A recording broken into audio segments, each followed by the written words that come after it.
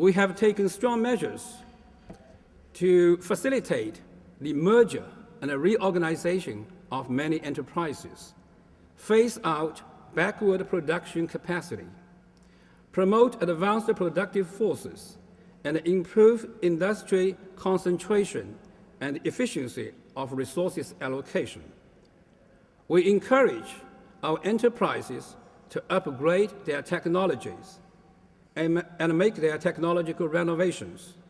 We support them in making extensive use of new technology, techniques, equipment, and materials to restructure their product mix, develop more and more marketable products, and improve their competitiveness.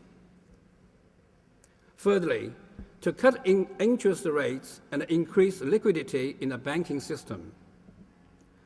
Our financial policies are being improved with a sound credit guarantee system installed and market access eased for the benefit of SMEs, standing for Small and Medium-Sized Enterprises Development. The central bank has cut deposit and the lending rates of financial institutions 5 times in a row, which greatly relieved companies of financial burden. At the moment, the required reserve ratio has been lowered 4 times, and this has released around renminbi 800 billion yuan of liquidity and substantially increased funds available to commercial banks.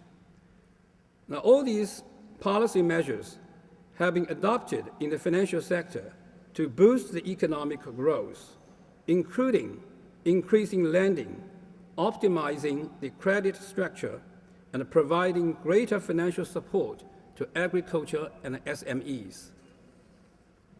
Fourth, to increase innovation and upgrading of science and technology. China is now stepping up the implementation of the national program for medium and long-term scientific and technological development, with a special focus on 16 key projects in order to make breakthroughs in core technologies. This will provide scientific and technological support for China's sustainable development. These policy measures represent a historical approach and are designed to address the need to boost domestic demand, readjust and reinvigorate industries, encourage scientific innovation, and strengthen social security.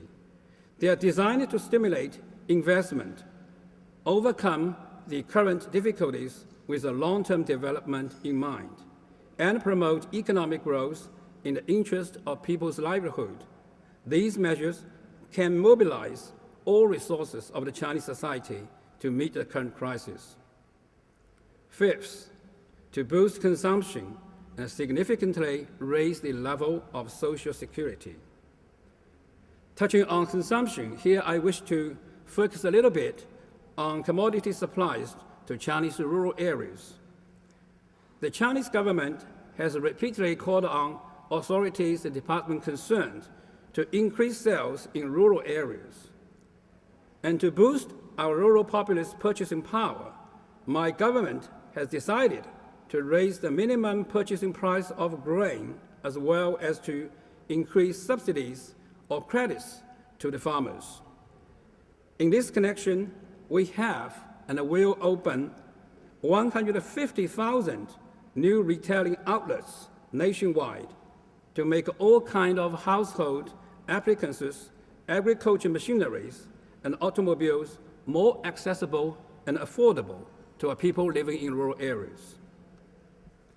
Now, we are doing our best to improve the social safety net, and will continue to increase basic pension for enterprise retirees and upgrade the standard of unemployment insurance and workers' compensation.